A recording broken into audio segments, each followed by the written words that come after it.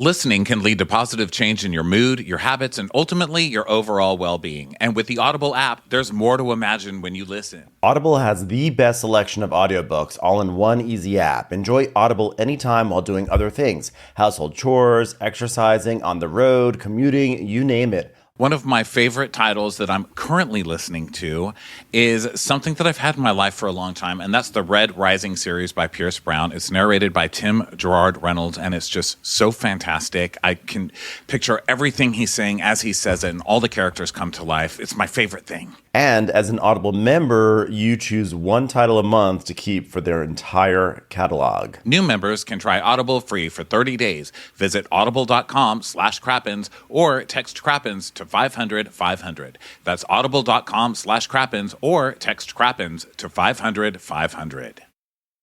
Great news. All your favorite comedy podcasts can be enjoyed ad-free on Amazon Music. Listen to your favorite music plus top podcasts completely ad-free on Amazon Music, included with your Prime membership. Dive into a world of laughs by downloading the Amazon Music app for free or go to amazon.com/ad-free-comedy. That's amazon.com/ad-free-comedy to catch up on the latest episodes without the ads.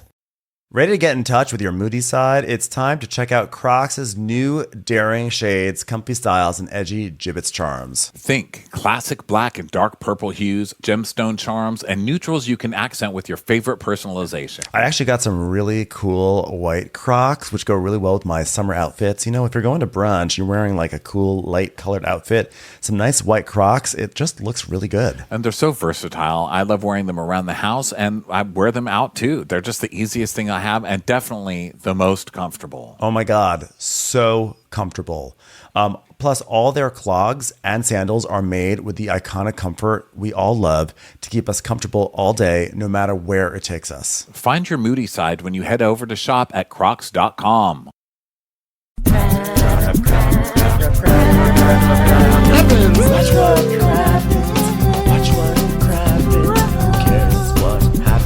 There's so much that crappens. Watch what crappens. Watch what crappens. Who cares what happens when there's so much that crappens?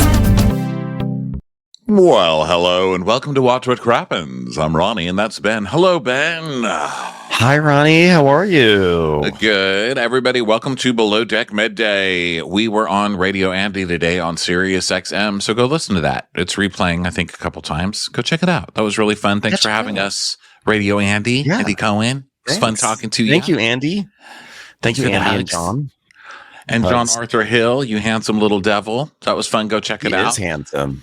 Had a lot of Love Island coverage. Go check that out over on our Patreon. And if you want this on video, you can. It's also on our Patreon. We do it every day on video these days. So check us out on the television. We're on global television on a big network called YouTube.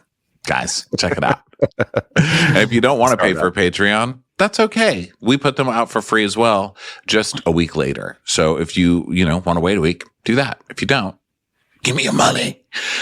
Welcome to Below Deck Mediterranean, fighting over mediocrity. You know, that's basically what the show always turns into being. Beautiful, capable. I'm taking away capable, but I would love to keep it in there, but I can't with a good conscience keep it in there.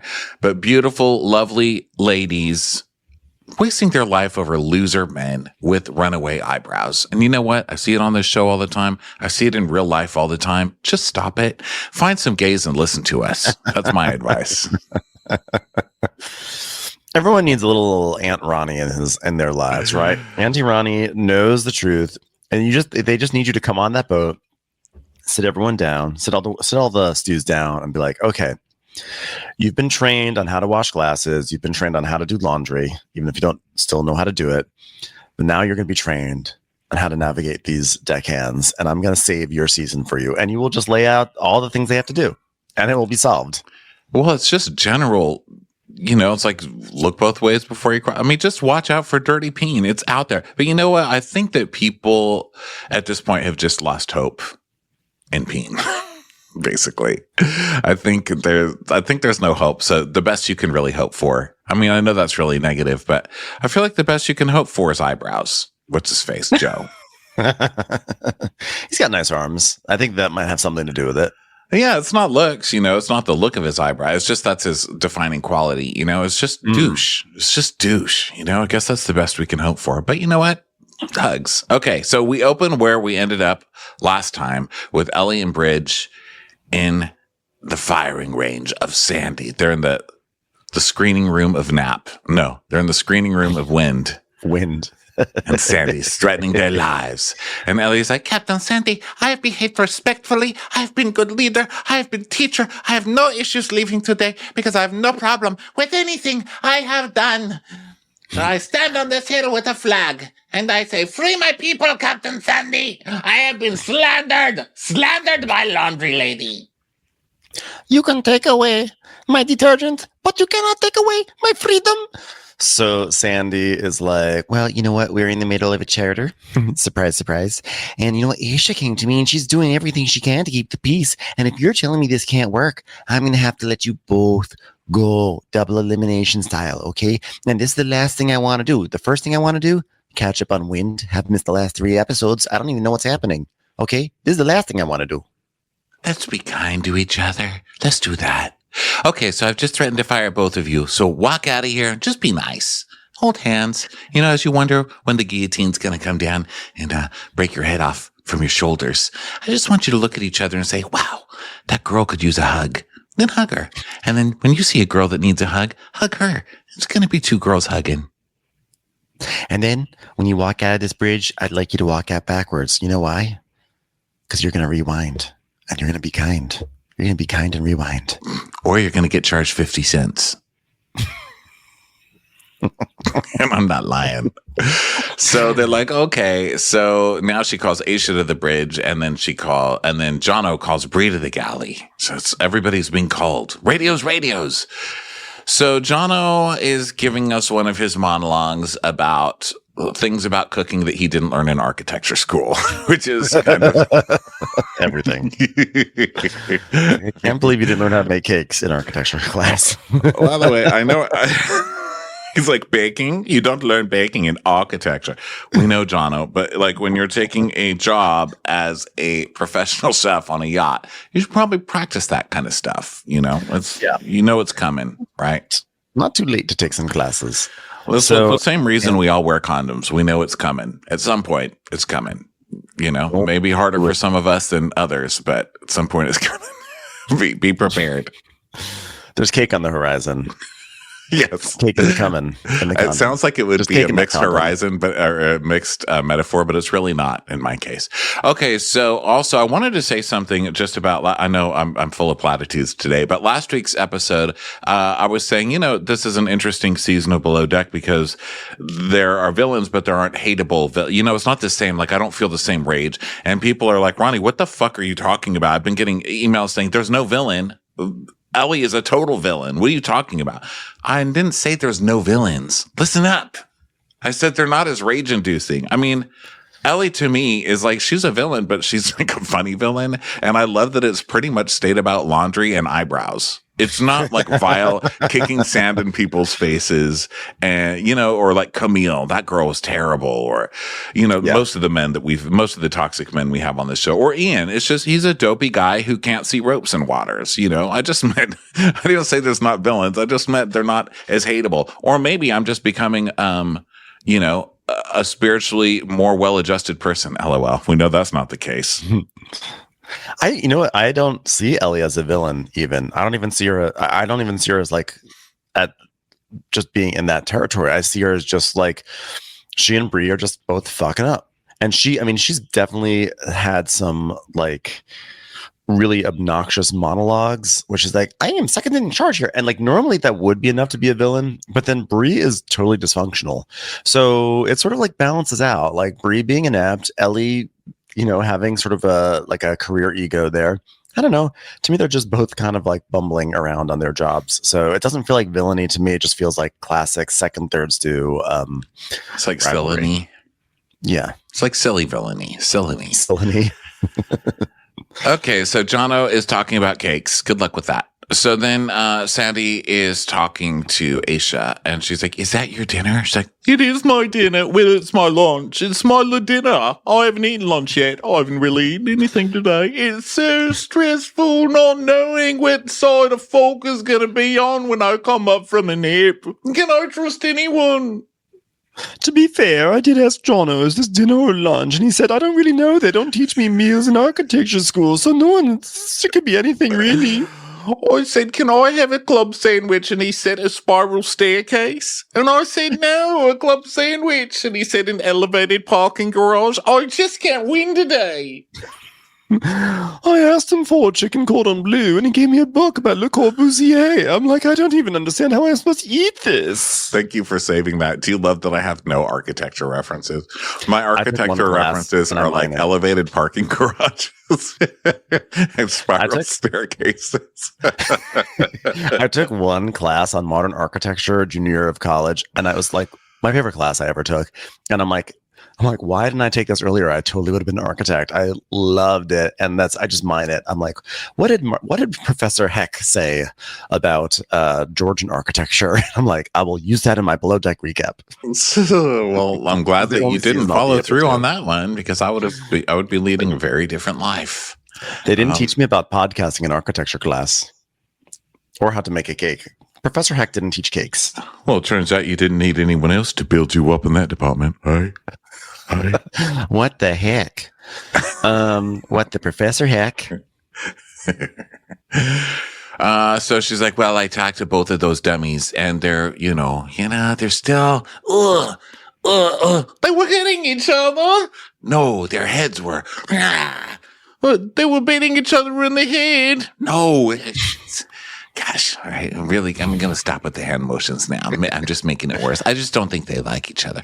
Oh, yeah, they don't like each other. I could talk to them till the cows come home, but at the end of the day, the cows are missing. Why are we standing around talking? Someone find the cows. Who put cows on this yacht? Now, that's the bigger issue. It was Ian, wasn't it? This is a lack of leadership. He shouldn't be putting cows on the deck. Let me ask you a question. Who has untagged cows these days? You know what? If I'm going to get a cow, it's going to be an indoor cow. Yeah. God, that reminds me. I kind of miss Hannah. So anyway, I told him the way it's going, I'm going to let you both go. Okay. Because it's not as fun to prove you're inept twice. It's going to be fun to watch Norma scramble and prove how inept she is at her job 2 times as well. So it's going to be fun for me. All around a good time for me. Did you hear, by the way, that Hannah and Sandy have reconciled? No, I sure didn't.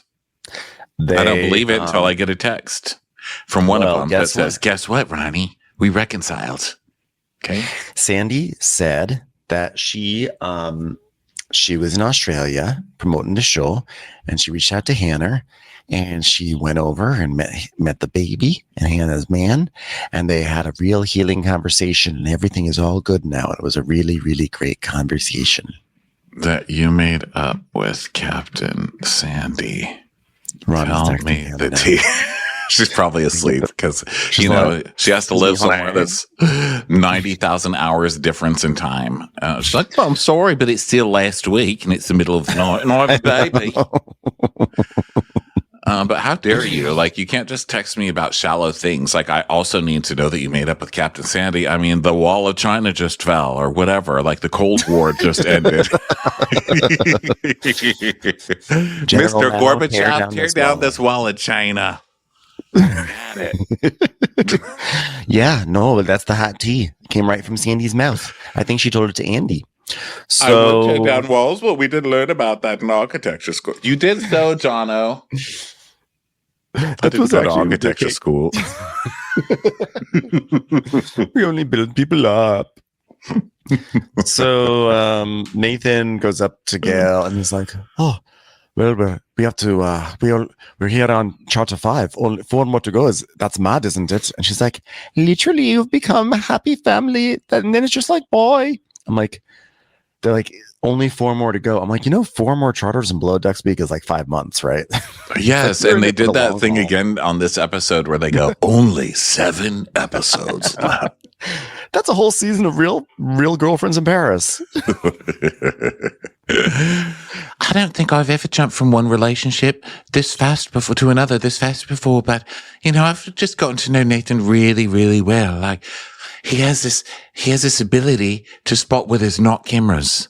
I mean, it's just amazing. Every time we kiss, he can find a spot that there's not a camera in. Oh, it's just a really talented guy. I'm like, are you in a relationship with Nathan? Is that what you're saying? So then they're just sort of flirting. And then Aisha's telling us, with my girls, it feels like there's always something. If it's not professional, it's personal. And if it's not personal, it's professional. In a way, I'm kind of failing at being a chief stew. And the people, they answer. It's too much. And so then we see Ellie and Bree setting up a party. And Ellie's saying, like, my head should not be anywhere near chopping block. At the same time, all I can do in these situations is keep my mouth shut and put up with Bree's bullshit. So here is me keeping my mouth shut. Bree, step away from the table. This is my area, and I'm second to. And who the fuck do you think you are? I'm going to leave you at the park next time. Keep your mouth shut. So then Sandy sees the table decorations and loves them. She's like, who did this table decoration? Tell me right now. They're getting a Purple Heart. Who did it? Who did it? She's like, Ellie did it. She goes, oh gosh, you know what we need to do? We should probably switch their cabins, okay? Because they're sharing a cabin, right? Go ahead and change that. She's like, if that's what you want, Captain Sandy, then I'll do it. But that means that I'm going to have to share with one of them. She goes, yeah, that's what you get paid for. Am I right? You get paid to sleep miserably. It's in your job description. It's not so much about me. It's just that Bree finally realized the difference between my closet and her closet, and now it's just going to scramble things all up again. So she calls them to the crew mess to break the news, and Gail was trying to get some rest down there. She was trying to take a nap. And she's like, well, I guess that's so much for my 5 minutes of sleep. And she's like, well, good, you're actually here because Sandy and I had a chat and we're going to have to switch cabins. So, Gail, you're going to have to switch with Bree. Bree, come with me. She's like, you guys are going to have to keep your shit together. Just kidding. I'm just joking. I hope nobody has a problem with that because really, I don't want to break up with anybody else on this show. So everyone guests show up for dinner. She's making them drinks. Bree's doing the cabins. They serve dinner, like a nice seafood pasta with lobster and all this nice stuff. And then Ellie is going to set up, while they're eating dinner, Ellie's going to set up a slumber party in like the living room area. And it's going to be pillows, and they're going to hang a sheet up to make a tent. And the sheet is a critical point. Oh, yeah. I thought you were going to talk more. Oh, I no, thought I was they were I going was to tie. They cliffhanger. looked like The end of our episode. We didn't learn how to hang cliffs in architecture school. I thought they were going to tie the sheet to the chandelier. Did you notice that Ellie's like, all right, and then we are going to make a tent here. And she pointed up to the chandelier. I was like, please don't. Please don't do that. But they didn't. So they start putting up the sheet and stuff. And then Joe starts playing the piano terribly. On the other side of the sheet. Literally on the other side of the sheet. So and by the way, it's not even secretive. Ellie's like, it is slumber party we have. And then like ducks down behind the sheet. And he's like, I'm going to sing a song about fucking every girl on this boat. So he starts playing the piano poorly about like, Bree, don't be upset. Like, who's it going to be, Ellie or Bree? I've already banged one of these bitches or whatever. Now I'm going to bang both of them, but just imagine that too, out of town, out of key, terrible. Also on vacation music. out of town music. When you go out of town and the music sort of doesn't sound as good anymore. Pretend it's off key Frank Sinatra in Arizona. Remember that movie On the Town? Well, now imagine Out of the Town. So she's in there arranging the pillows, and he's on the other side of the sheet singing this song, which is pretty disrespectful because he's making a joke about the fact that he's basically stringing along both girls, and he's kind of bragging that he banged one, and now like he's going to bang another one. Like, it's really just like the worst side of men. And Ellie hears it. And it's totally disrespectful. And so she finally is like, oh, I'm enjoying the music. That was a joke. And he's like, oh. And they're like, oh, shit. They realize they've totally been caught. So Nathan just gets the hell out of there. And Joe's like, oh, no, it was just a little joke with the boys. That's all it was. Just a little joke. That's it. Ha, ha, ha, ha, ha. I'm going to do my cilantro caught in the teeth for smile until someone lets me off the hook. Ha. Yeah, I think he knew she was there. And it's the classic, I've got two women fighting over me, but still somehow I'm getting no attention. So I better make somebody cry, which we see on the show all the time. But it didn't work. She's just like, this motherfucker, he's got a bit of attention from me one time period, and now he can get whoever he wants. Well, not me. I'm dried up. Okay, well, let's re-record that. I don't want to use that as ad for my OnlyFans. It's bad advertising. Let's start over. I'm juicy mad. And so then Joe goes down, juicy mad. Joe goes down to the kitchen. And he's like, oh, you could have told me that Ellie was there. And Jono's there, and he's like, oh, what did you do? And Joe's like, oh, I was singing a song. It wasn't very mature. And Jono just gives him a look like you know better. I know, Jono's like, you're an idiot. I hate all these people. So then he goes back to his like Cakes by Danielle Steele. It's time for a commercial. It's time for a Crappens commercial. If you've heard of Ozempic or Wegovy, you've probably heard three things. They're effective, but they're expensive, and they're hard to get. That's where Ro comes in. Through Ro, you can access a compounded GLP-1 with the same weight loss ingredient as branded GLP-1s at a fraction of the cost. And it's in stock now, so it ships to you in 1 to 4 days if you qualify. Over 300,000 people have chosen Ro. Here's why. With Ro, you'll have unlimited access to your provider for support throughout your journey. Plus, you can start from the comfort of your own home. This means no waiting weeks for a doctor's appointment and no waiting rooms. Through Ro, you can get a compounded GLP-1 shipped to you in 1 to 4 days, all online. If you qualify, membership starts at $99 for your first month, excluding medication cost. Go to ro.co/join. That's ro.co/join. Go to ro.co/safety for black box warning and full safety information. Compounded medication is not required to and does not receive FDA review or approval. RX only. Hey, I'm Ryan Reynolds. Recently, I asked Mint Mobile's legal team if big wireless companies are allowed to raise prices due to inflation. They said yes. And then when I asked if raising prices technically violates those onerous 2-year contracts, they said, what the f*** are you talking about, you insane Hollywood ass f- So to recap, we're cutting the price of Mint Unlimited from $30 a month to just $15 a month. Give it a try at mintmobile.com/switch. $45 up front for 3 months plus taxes and fees. Promo rate for new customers for limited time. Unlimited more than 40 gigabytes per month. Slows full terms at mintmobile.com. So then we go to birthday singing because it's happy birthday to Colleen. Happy birthday, Colleen. By the way, I know this is late, but Colleen, God, happy birthday. Happy birthday to you. So they sing to her, and one of them, I think it's Ian, one of them is doing the full-on happy birthday to you. You're not supposed to really sing for happy birthday, okay? No. Can it? I hate when people do that shit. When people harmonize, when it gets to happy birthday to you. I'm like, stop it. Yeah. You're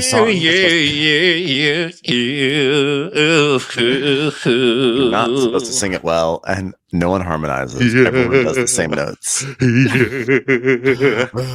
birthday to you, boys. So someone's doing that. I think it's Ian, which actually kind of fits. But the rest of them, now that happy birthday critique is out of the way. Now the rest of you doesn't mean you're supposed to sing it poorly, because everybody else sings happy birthday like happy birthday to you. Like everyone turns into a seal when they start singing happy birthday. Like, yeah. I mean, at least make some effort, don't just like say fuck you to the birthday person, but also you're not on American Idol, like let's find a middle ground. Yeah. Let's try to, how about like middle school audition where you're aspiring to hit some things, but if you don't, it's okay. No one's going to really hold it against you. Karaoke. You want to hit the notes. You don't want to look terrible, but you don't want to look like you're trying too hard. Yes. Although, I don't say karaoke. Yeah, you sound great in karaoke. What we don't want is karaoke. Huh? We don't want Alicia Keys karaoke, which is the phenomenon where someone gets up and decides to sing Alicia Keys karaoke songs by Alicia Keys in karaoke, and for whatever reason, in that moment, they think they're auditioning for American Idol, and there's always that girl that's like, some people want it all, and they just commit, and I'm like, I already fucking hate this song, and you think you are stepping into her shoes, and you're not. Please end this. So, like, no one should ever sing like they try to sing with that stupid Alicia Keys song. I'm sorry. So I get really passionate about that song, and like I love that song hatred for that. How come you hate that song? I think because American Idol ruined it. Want nothing at all. Because I swear to God, every time I hear that fluttering piano in the beginning, I want to throw myself out a window. I love that song. American Idol ruined it. The show's over. Auditioned for it, you know. Oh, it just looked like I was singing in my bed. I was singing to my dog, but he obviously hates the song too. He didn't even lift his head up. He was like, "Please die along with that song." That would be great. Okay, so back to the show. The guest is like, Aisha, these drinks do not taste like yours. She's like, would you like me to make you another one? I can't ever eat breakfast, lunch, or dinner. So she takes a drink. Oh, by the way, Ellie herself commented on our Instagram last week and said the reason the mojito was orange is because the guest requested a mango mojito. Oh, well, okay, great. So that makes sense. But then that makes me annoyed with the guest, because then they showed a guest. They even showed it in a clip this week of the guest going, that does not taste like a mojito. Yeah, because you ordered a fucking mango mojito. That's not. There should be no variation of a mojito. I'm going to say this right now. A mojito should just be a mojito. And like, there should be no like strawberry. There should be no mango. There should be no other. A mojito should just be a mojito. Or a frojito, where it's just like a frozen mojito. That would be fun.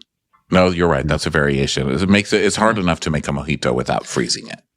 Yeah, I think. Yeah, exactly. So Aisha is like, Ellie, what are you putting in the porn stars because they don't taste right? And she goes, oh, no, I was doing vanilla vodka and a little bit of pickle juice, a little bit of gin, some apple cider, some full-fat milk, buttermilk, and then some lemon juice on the side. I think it's pretty good. Then a little bit of nail polish remover and Barbie hair. Also, I put Captain Sandy's shirt in blender with some water, puree that, and add 2 porn stars. So Aisha is rough. Like, Aisha is so nice that it's always shocking to me when she gets shady with people, because she's always like, oh, you're going to do so well. And then she's like, I'm not really sure what Ellie's good at. It doesn't seem like much. She's not good at laundry. She's not really good at drinks. I mean, what the hell's with Ellie? We should all just rip a limb from limb and watch her bleed to death on the deck. It would be basically more useful than that bitch is to me right now. Can I please get some dinner? Dinner. There's like 2 parts of this episode where like Aisha sort of does an assessment on each of her stews, and her assessment of Ellie is pretty negative, and her assessment of Brie is actually kind of positive. So Aisha says Ellie's job as the second stew should be cocktails and decorating, and she's so good at her themes, but her cocktails kind of suck. And then, she's mislabeled Jono's pants, and I never know what I can rely on her for. So she's making Ellie seem like, yeah, she does some things good, but she's actually kind of a total disaster. But then later on, she's like, oh, Brie is a total disaster, but if you really think about it, she's actually excellent. She just needs to get it right. I'm like, I don't know. This assessment seems a little off to me. I mean, Ellie has messed up. She's not perfect, and that's why she's a second stew. She still has a lot to learn, but I feel like it's a false equivalency. I think that Brie is a real disaster. I don't think that Brie and Ellie are on the same level. Well, she doesn't say Brie's excellent. She says she says something like, Brie, with a little more training, she'll be a good, well, not good, but decent. Well, not decent. Living, probably not living, but a stew, a stew with a heartbeat, kind of. She could be maybe at some point. She's not really a compliment. John's frying pan in the dishwasher in the laundry machine. She'd probably be a very good stew. So then Bree calls her friend, and I love Bree's conversations with this friend because the friend's like, what? And she's like, oh, I just wanted to call and tell you I have to move cabins now because that bitch is being so mean to me. And she's like, good, at least you don't have to be around the bitch. She's like, yeah, all right, thanks for the chat then. I know, that's all it was. Just her friend being like, fuck her. So then we have this extended sequence of this lady wakes up early and wants to go into the jacuzzi. So she goes up into the jacuzzi, and then there's an issue with like a system in it, and there's like a drainage thing, and Gail is fiddling with it, and there's a hot water thing. And the long story short is that Gail doesn't close whatever. I'm sorry. I have to interrupt you right now because you are following along with this show's false narrative, Justice for Gail. Okay, tell me if I'm wrong, but this is what I saw. Gail is with Nathan, the Friar Nathan, and she's like, Nathan, are you fine with the jacuzzi? Oh, do you want me to stay? And he goes, no, I'm fine. And she goes, okay, I've got the hot water running, and then I put the cold water just because it seemed quite cold still, okay? But that's not draining, right? So she brought up this draining issue, and then later falls on the sword, and Nathan's like, no, I'm fine. I know how to do it. So I thought that was pretty important, unless I'm just reading it wrong.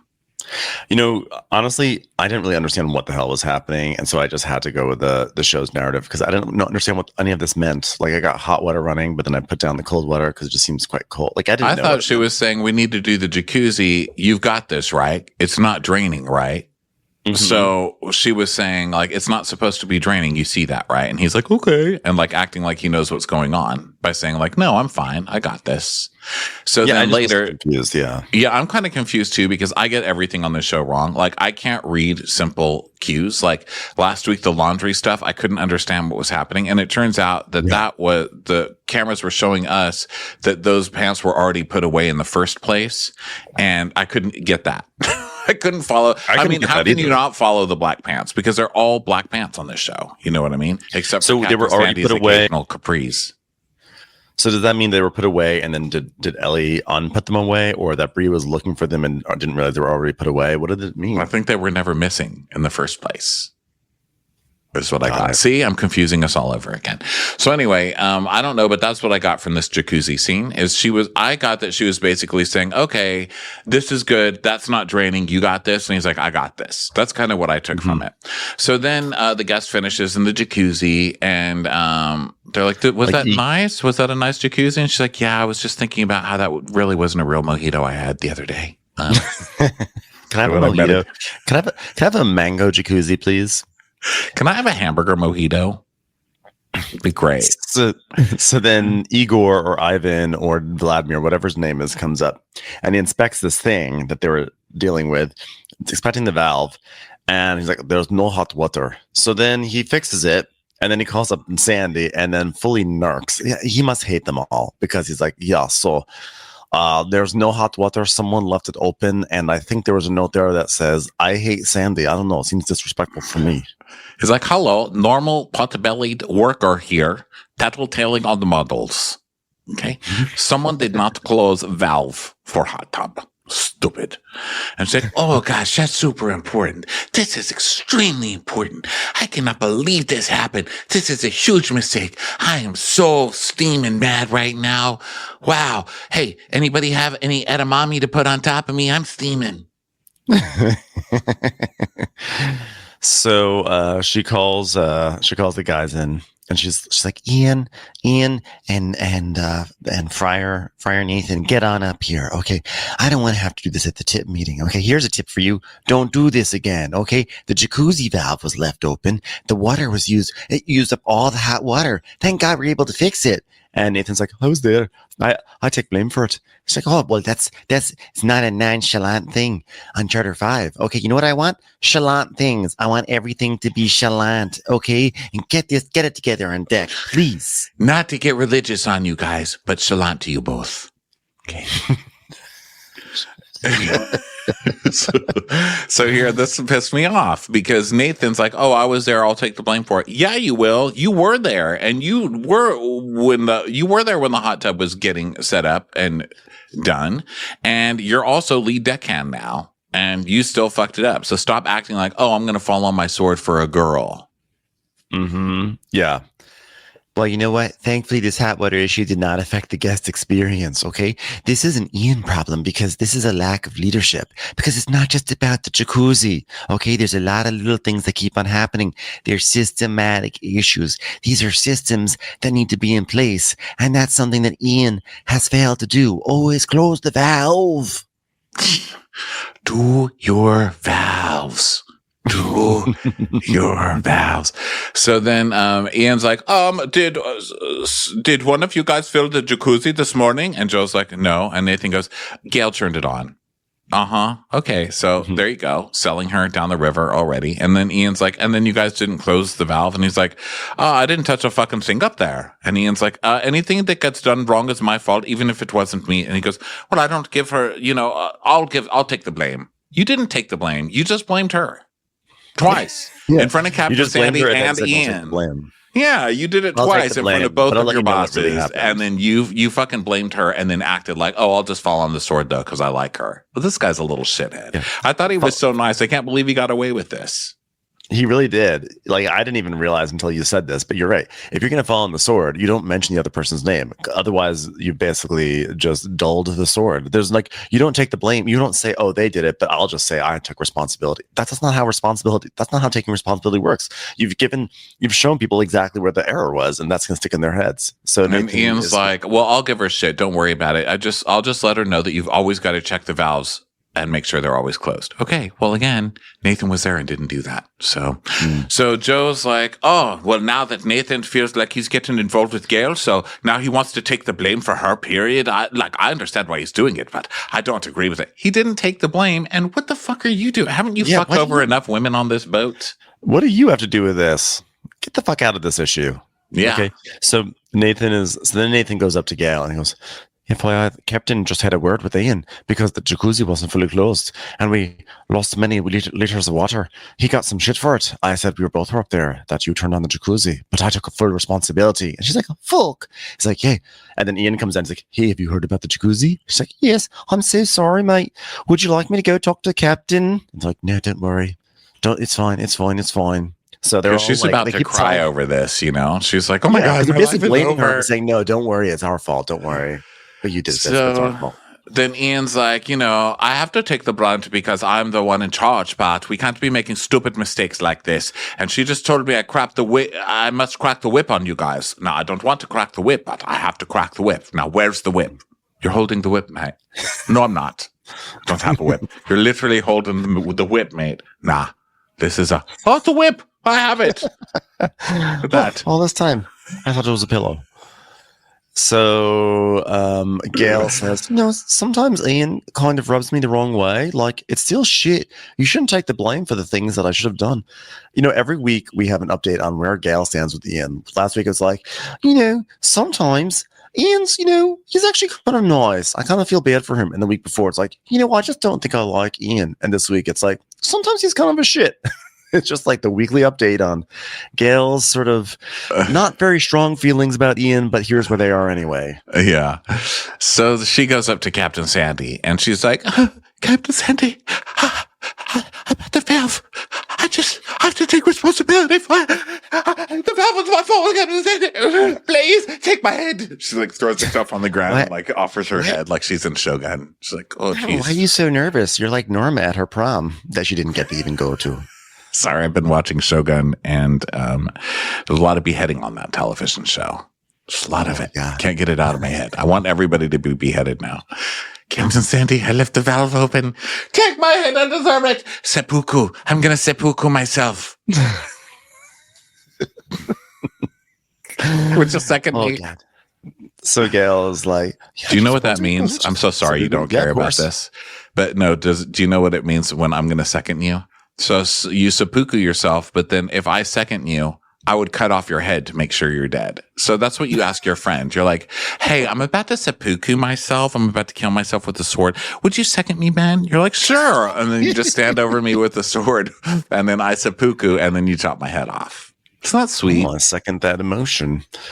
So, yeah, it's a great show. Love that show. It's a heartwarming show.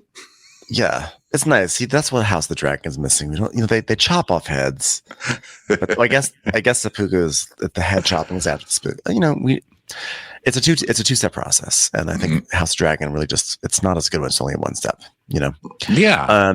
So Gail is like, oh, Captain Sandy, I just want to apologize because I turned all not to see it was me with the valve. It was I did it all along. Oh, throw me from the boat. And Sandy's like, hey, whoa. Wow. What are you crying about? Don't get upset. Listen, was I mad? Sure, I was mad. But then you came and you played my favorite song, Responsibility Taken. God, I love that song. I wish Joe was here to play 2 chords so he could just sing that sweet, sweet taking of responsibility. God, I love that. So that song will never go out of style. I'll tell you that. That song's going to be number 1 on my charts for the rest of time. Listen, when I say something, it's just to educate people and to shame Ian and to say, I just want to say, hey, let's work on this. And to Ian, let's work on this or you're fired. So that's just all. That's it. It's just learning and shaming. It's not about wanting you to feel stupid. It's about wanting Ian to feel stupid. Okay? Now, come here. You want a hug? You want a nap? You want a nap hug? Let's do them both. Come on. Is that inappropriate? It's getting creepy, isn't it? Set an alarm for when wind comes on. We'll wake up and watch it in each other's arms. Not sexually, just an extended hug. Oh, God, I love accountability. Oh, God, it gets my rocks off. Okay, get out of here before I get inappropriate. I already said rocks off, so get out.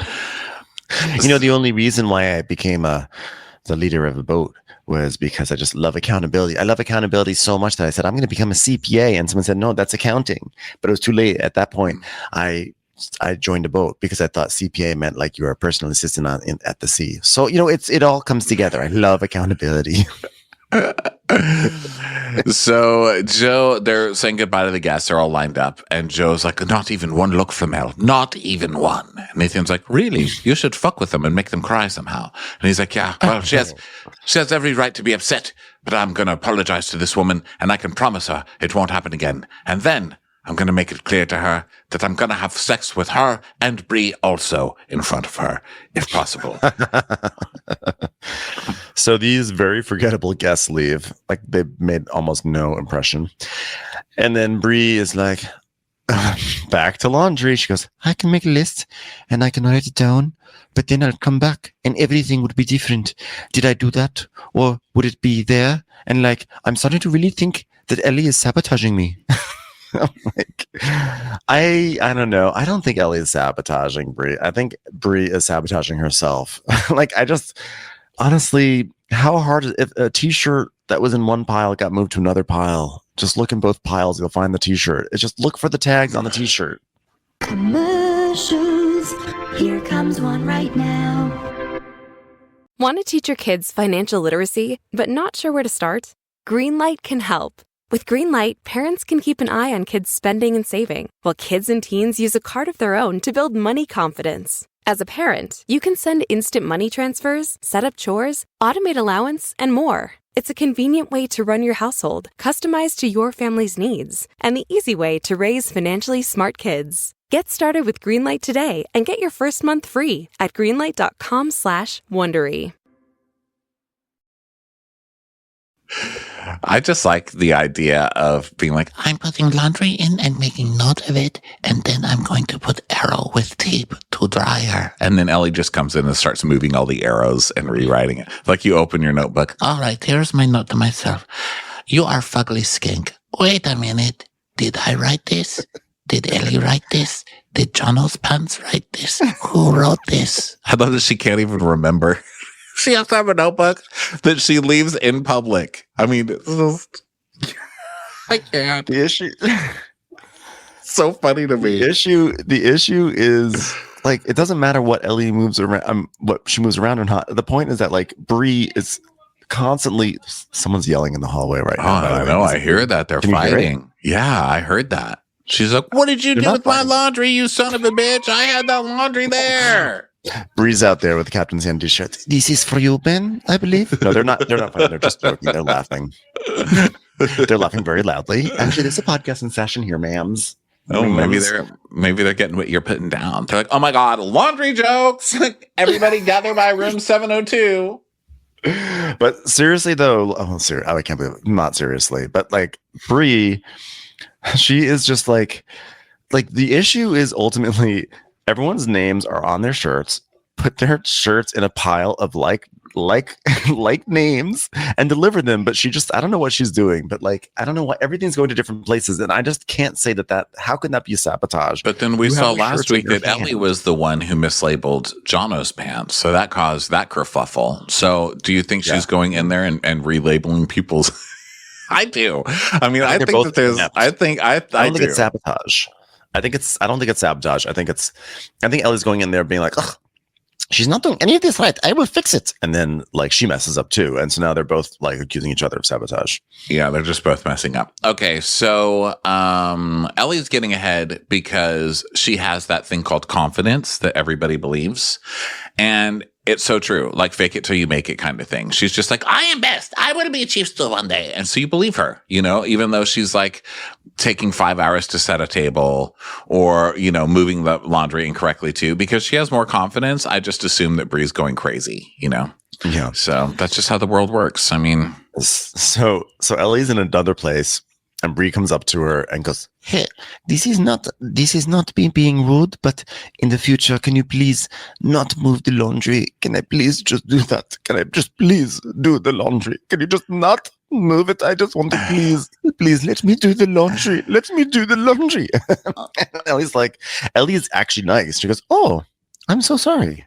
That's why I think she's fucking with her. That's honestly why I think. Because she's like, oh, I'm so sorry. You have problem with the laundry? It's like, please, just leave the laundry be. Oh, really? Okay, I'm so sorry. Did I touch laundry? Oh, look. Boop. Oh, I booped the laundry. I'm so sorry. Please. Leave the laundry. Please don't touch laundry. Please. I love that. I'm tired. I'm holding on. Literally Tide detergent. Bree's begging to just give her sanity back. Please. Please, I beg of you. No more of this. No more of this medicine. Do not touch the laundry. Please, I beg you. So Joe is like, Gail, it's Joe. Go, Gail, Joe. She's like, okay, I'm on my way, Joe. So she comes up and she starts cleaning. And he goes, there she is. She goes, oh, so we're scrubbing now? You were just calling to find out where I was, right? And he goes, well, and to work. She's like, sir, not your place to be policing people that are like the same stature as you. No, sir. And she's like, what? Like, you think I don't work? And so then she has like the squeegee and she squeegees all the water onto him, which I thought was great. Yeah, and he's mad at her for literally no reason. And if I'm reading fuckboy body language, I think it's because he got kicked off of lead deckhand duty for Nathan, so that hurt his ego. Then the girls heard him, and so now he's not getting attention from the girls, and that hurt his ego. And now he's seeing Nathan not only be the lead deckhand, but also get a girl, and so now he's gel, and so he's gonna try and start problems or something. Yeah. And you know what? Like, this is the typical man bullshit that like she is actually on the receiving end of some sort of like male bullshit, and that like Nathan is gonna do this heroic gesture to take the blame when like she's like, I don't need to be protected. I can own up to my own errors. I don't need you to be like my knight in shining armor for me. And then Joe gets mad at her because he just assumes that she mandated that Nathan do that for her. So they both are kind of projecting two bullshit pieces of misogyny right onto her. And you know what? Fuck them both. Yeah.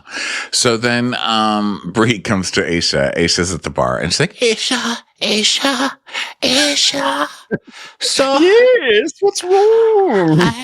I have just told Ellie not to do laundry at all. I'm going to take responsibility for that because, like, I can't deal with this anymore. It is literally making me fucking crazy. I can't not have Ellie in there. We've got 3. What? I don't want her touching my laundry. Well, it's not about what you want. I'm running the boat, and we've got 3 girls for a minimum 4-person boat, and we've got so much shit to do. So if you're on break and Ellie gets a spare moment, I'm not going to be like, don't do laundry, because that's wasting my time. That's all I'm saying. I'm basically saying go fuck yourself in a sweet way. Well, I guess I will go back to miserable life again while you leave me to die in the wilderness of laundry with Brie. Stop beating your heart like Celine Dion. It's no big deal. Just go back down the laundry. Okay, get off your knees. Okay, there's no knees. Okay, you don't have to claw on my skirt. It's okay.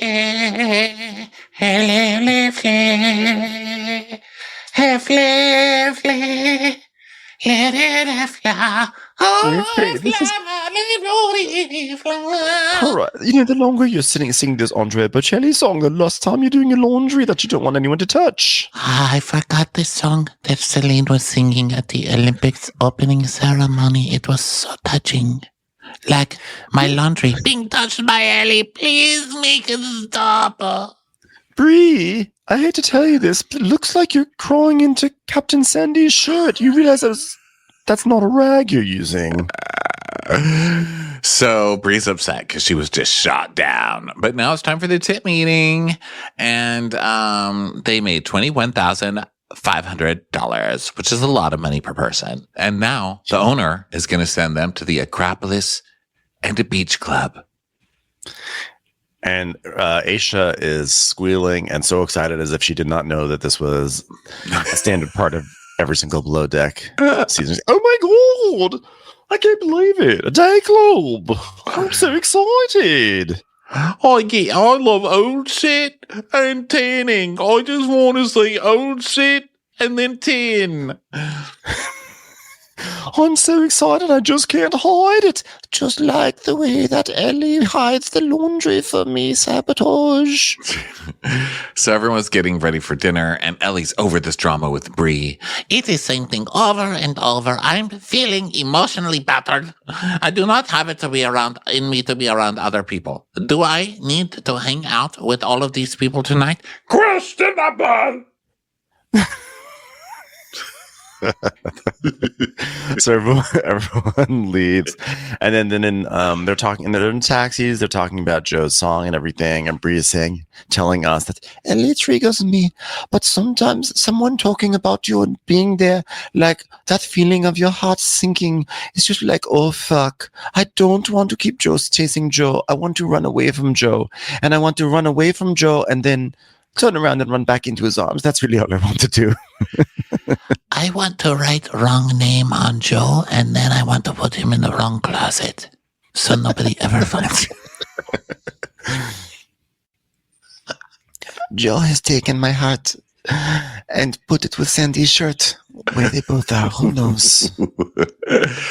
So then she's telling us, Ellie triggers me, but, there is something that I feel bad for her. so then Aisha, so they go to dinner or whatever. So Aisha's talking to her later, and she's like, Bree, I just hope that you never feel like I'm being hard on you or that I'm unfeeling, because I do have feelings for you. I feel very strongly that you're extremely stupid. Oh, you're the reason why I picked myself back up. It's like when I make a mistake, obviously it doesn't make me happy, and I'm so sorry, Aisha. She's you should be sorry for who you are. You should be sorry for who you're not, which is a decent employee. Now, if you want to work on a yacht, you want to be on service, you can't let your lows show. Do you know what that means? Do I mix them with colors or whites? She's like, my lows show. Please don't touch my laundry. I said, please, don't do this to me. Don't touch the laundry. She'll say, that was funny. She goes, does it show? They just pulled you off the ground. Okay. Clinging to the carpet. It's like, please no. And then this is where Aisha has her little assessment of Bree. She goes, Bree is very emotional, but I really do understand why she's not being fired. She does do cabins well, and she helps with the breakfast service, except for when she takes the coffee cups and puts them in the coffee machine. That's not where they go. But she does do other. The other thing, she ties her shoes very well, and that's pretty good. She could do her shoelaces well. Ow! Well, except for that time. She tied them together that time. But you know what? 8 out of 10 times she can tie her shoes. And sometimes that's all you can ask for. Has anyone seen my shoelaces, by the way? I put them in the laundry and I haven't seen them. Please don't touch shoelace laundry. So then Bree's like, Well, it's not about how you fall. well, it is, because you fell by tying your shoelaces together while I was trying to stand up for your shoelace capabilities. But it's not about that. It is about how you get back up. Help me back up. Help me. Help me. Don't let me die here, please. I'm dying here. Please help It's me. a metaphor. You don't have to actually crawl around on the restaurant floor. So Joe is talking to Gail. Oh, this is such an asshole conversation. So he's like, we were talking on the sun deck earlier because you came up with like an aggressive attitude. She's like, I did? Which she totally didn't, by the way. She goes, well, I was having a rough morning. I mean, we all fuck up, but I'd never want someone else to cop the blame for something I'd done. If I turned it on, I should have stayed. And that is something that I did, and I'll take the blame. See, she even knows. She says, if I turn it on, I should have stayed. No, you told him about the fucking drain. This is making me crazy. So Joe's like, but Nathan had your back though, and that annoyed me because that's my side. And Gail's like, no. She's like, I went straight to her and I said it was all me. I put it on and I left because and I didn't want was for you to get a princess treatment, which is like so condescending. Like, you're the one who's actually getting the princess treatment here, sir, because you've not been taken to task for really a lot of your failures and the way you've treated people around you. You are the princess and you are getting that treatment. She's like, well, you should know me better. Like, I'll never take a princess treatment. He goes, well, you have to accept your own responsibility, which you do, I guess. But I didn't know this at that point. All I heard was Nathan's going to take all this blame and I will not have it. She's like, yeah, I'd never do that. And she tells us, she's like, if you call me a princess trying to act like I'm entitled, boy, I'm not entitled. So you better fix it up. Okay. I love that attitude, but I kind of need it hurled at him. Yeah. I don't like this. These fucking guys are killing me. And I know this is like a small thing, but it's not. It's making me more and more mad as it goes along. Gail's like, I always carry my own weight. Ow! Sorry, just dropped my weight on my toe. God, I do that every single episode. Except for my ankle. Gosh. So they all go back to the boat. They all go to sleep. They all wake up and they're ready to visit the Acropolis. And Aisha's excited to see old shit because she loves old stuff and she likes old stuff. And then she wants to tan. That's all that she wants to do. So they're getting dressed. And then there's like a moment of, there's like a détente for a moment between Bree and Ellie. And Bree's like, so Ellie, do you know what you're going to wear today? Please don't touch what I'm going to wear. Please, please. No, don't do that, Ellie. So she basically is like, I heard about you playing a song on piano about you. I'm so sorry for you. I don't like that. She goes, well, actually, he was taking piss out of both of us, and I didn't want to say anything to you. I didn't want to upset you. So I told it to your laundry as I put it in the dryer. How could you do this to me? And Bree's like, I don't know who he thinks he is. And she goes, exactly. I was like, bitch, I got NFL players in my DMs. Which I kind of like that. Not that she's going to be better off with an NFL player, but like, for real. She will literally be better off with a NFL player. You're right. She actually will literally be better off than a guy who mops a deck. Yeah, I think she'll be better off. So Aisha is reading about Greek history. She's like, Pericles, a great politician in the 5th century of BC who knew how to change laundry. Look at that. He coordinated construction of the buildings and knew how to bake cakes. Wait a minute. Why do I feel like you're personally attacking people on this boat? I picture myself wandering through this Parthenon. I've got reams of fabric in one arm. I got gold nuggets in the other arm. I come with to the treasury's gatekeepers and I say, please store this for the safety of our entire civilization depends on. I was like, I don't know what version of Greece that Aisha is explaining, but I'm really into it, actually. I was like, she really told a good story there in a very short amount of time. So they look at history and talk about history and stuff. And Aisha's reading to them all. And Bree is like, hey, do you want to get a photo, Ellie? Because they're actually nice to each other when they're not fighting over stupid boys. And Ellie and Joe's like, oh, how cute is that? And Ellie's like, I would like Joe to take some accountability for his behavior. I have no intention of speaking to him unless he apologizes. Joe's behavior has caused a rift at work, and it's now been taken to a level where my job is threatened over it. I cannot even touch laundry soon. Do you know how much this hurts me in the future? I mean, technically, it's Ellie's behavior that caused the rift. It wasn't like Joe doesn't cause that behavior, but I know what she's saying because basically Joe did cause it. So, but technically, theoretically, everyone can react. They have control over their emotions, and they don't have to act like that. So then there's just like there's more touring and stuff, and Nathan's telling us like, I've definitely gained feelings for Gail. I hope that we can do something together away from this charter season when it's just the two of us. Let's see if we can make something work. So You're look dead forward to to me. that on Below Death. Below death. Yeah.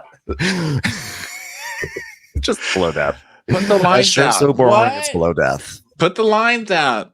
I'm sorry. What?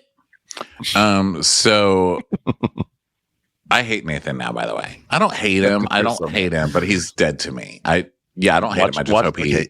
Yeah. I have a prophecy for next week's episode of Below Deck. Well, guys, I knew this would happen. I got a DM explaining the situation in the jacuzzi, and it wasn't Nathan's fault after all. Well, that happens a lot. I mean, I've noticed that we are missing a lot of facts lately. And by we, I mean me. You know, I'm just blaming you because you're also here. But yeah, I'm missing a lot of stuff that I watch on TV and then have notes in front of me. Thank you. Thank you, Gail. I'll fall on the sword for you. Thank you, Gail. That's me getting that princess treatment. But yeah, I'm getting a lot of things wrong. They're like, Ronnie, oh no, what you meant on New Jersey is, or did you know like Teresa never left New Jersey? I thought she did. I know. I can't believe that she was in that season. That seems like she wasn't there, but she was there. She's always been there. She 100%.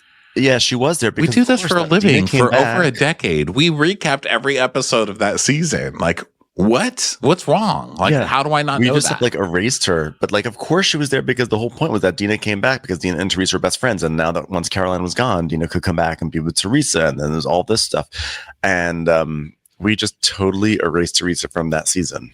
Or that Game of Thrones show. I'm getting all sorts of stuff wrong there. We have great notes on that show. I'm still getting it all wrong.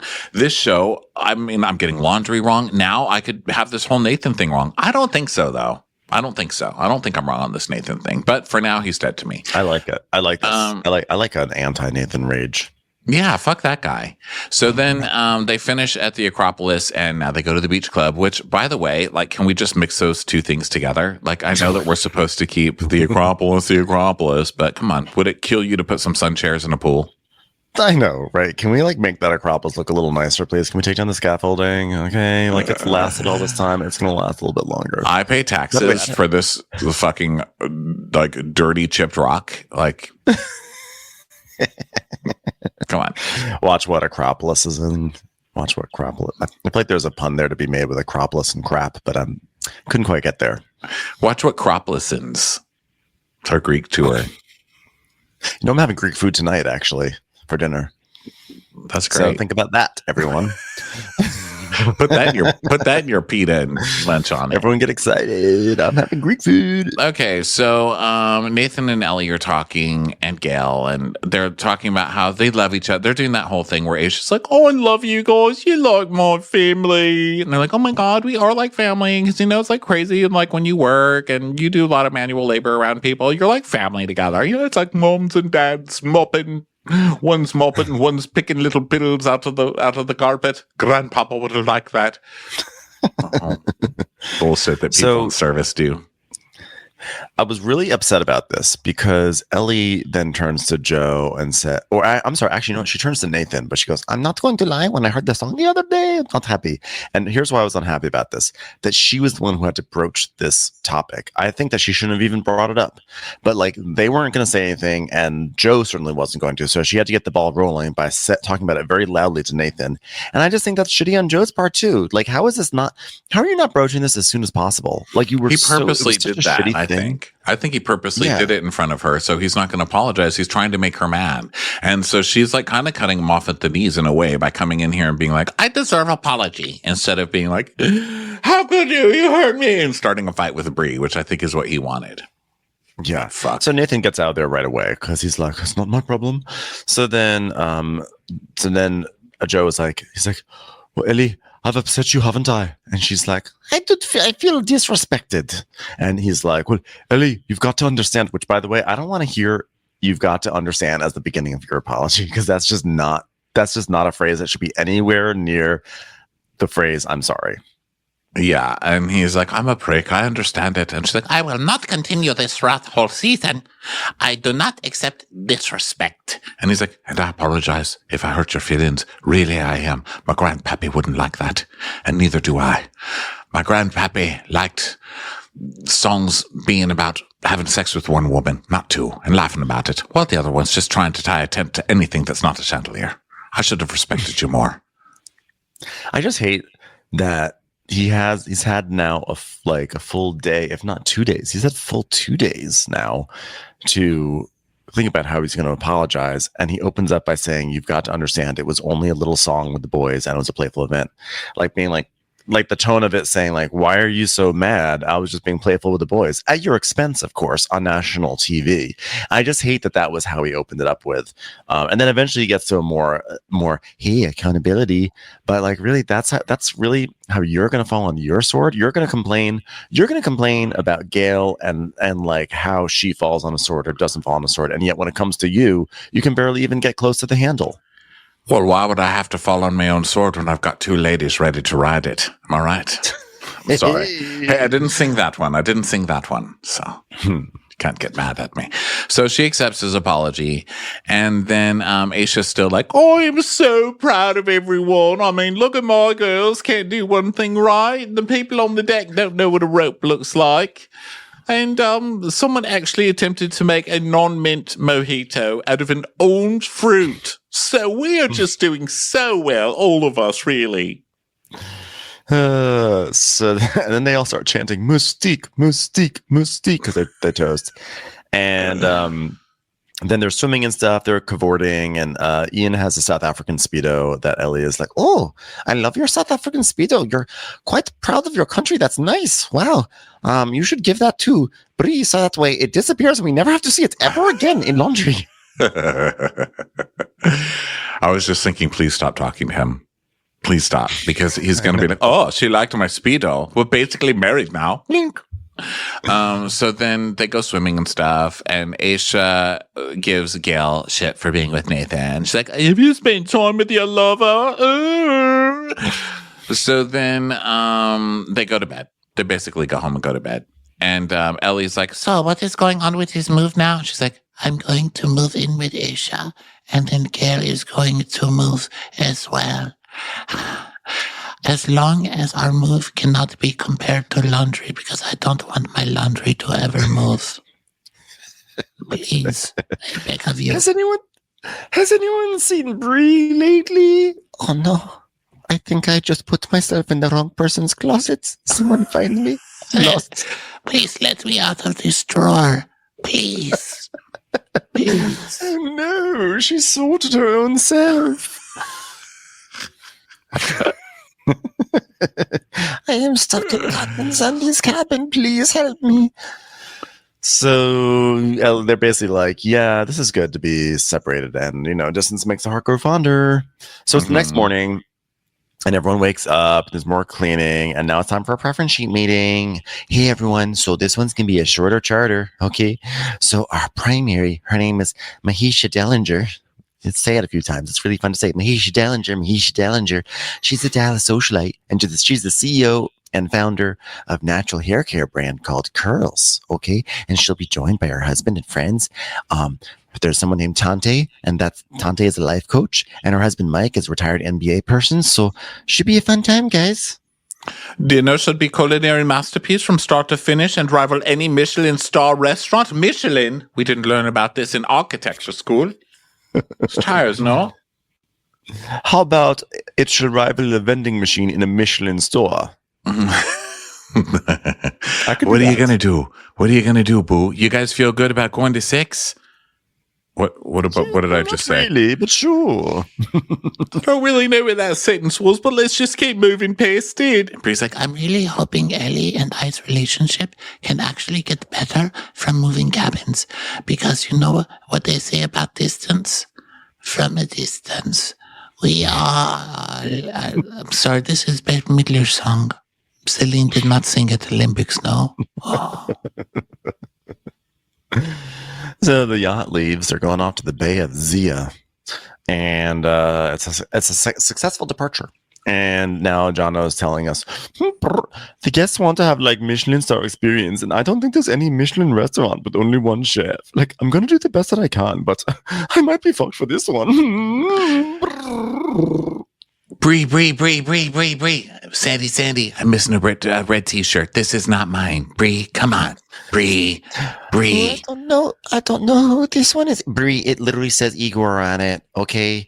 You know that man you see walking around who doesn't have a mic? That's Igor. Give it to him. I don't wear this. Bree, my name's not Igor. I'm missing another red shirt, which basically means you've turned into a red shirt. You know the people who get killed on Star Trek? You're dead. You're dead, girl. Look into my eyes. You're gone. The second Spock turns his face, turns those pointy ears away. You're dead. Oh, God. Okay, so Bree, here's the thing. On the first day, everyone should label their stuff, and there should never be any mix-ups. Why do you only have one? She's, I don't know where the other one is. It must have been sabotaged. Someone touched the laundry. How could it just go missing? How can you just miss a red t-shirt? Ellie goes by with like a red cotton top bikini. Oh, hello. Hope everything is going well here. Well, it has to be somewhere here because teachers don't just get lost. I've never seen any picture up on Funpole that says missing red shirt. So Aisha's like, well, unfortunately, I can't fully trust my stews. I need to be on all the time, period. It's not sustainable to maintain this. So Aisha comes up with a plan. She's like, okay, just so we can really get to the bottom of what's going on with this uniform, can you please only do rags, napkins, and towels so we can see what the problem is, Ellie? Okay, just so I can prove it. And she's like, yes, absolutely. Rags, napkins, towels, and Captain Sandy shirts. Absolutely. I just had a light bulb moment where I said, let's restructure it in a way that no one can be pointing fingers at the other person. Get your fingers out of each other's face. I will not. It is her. She is sabotaging me. Unfortunately, Bree just had a light bulb moment in that she just tried to iron a light bulb.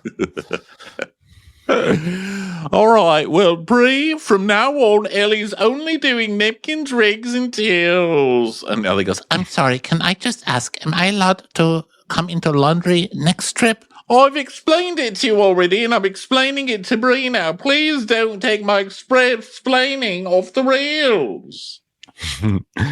So Aisha's like, this way I know that if a uniform goes missing, guess what, Bree? It's 100% your fault. I'm like, well, unless Ellie is sabotaging, in which case it'd be Ellie's fault. But I guess we'll see how the system works out. Yeah, I mean, unless Ellie comes behind the scenes and moves stuff. I mean, I don't know. Yeah. But ultimately, Aisha basically says at the end, like, I'm going to be completely honest with you. If you keep making these mistakes, I will consider letting you go, which is what I said 2 weeks ago, and the week before that, and the week before that. But this time I really mean it. I know, way to put your foot down. Now listen here, Missy. If you do this one more time, after I'm done hugging you really tight and telling you, Lou, you're like a sister of me and I'm very proud of you, I'm going to consider letting you go. But then I'm going to say I'm not letting you go. I'm going to keep hugging you. All right? Now get to whatever it is that you're not doing properly and keep doing that. Great job, everybody. Acropolis.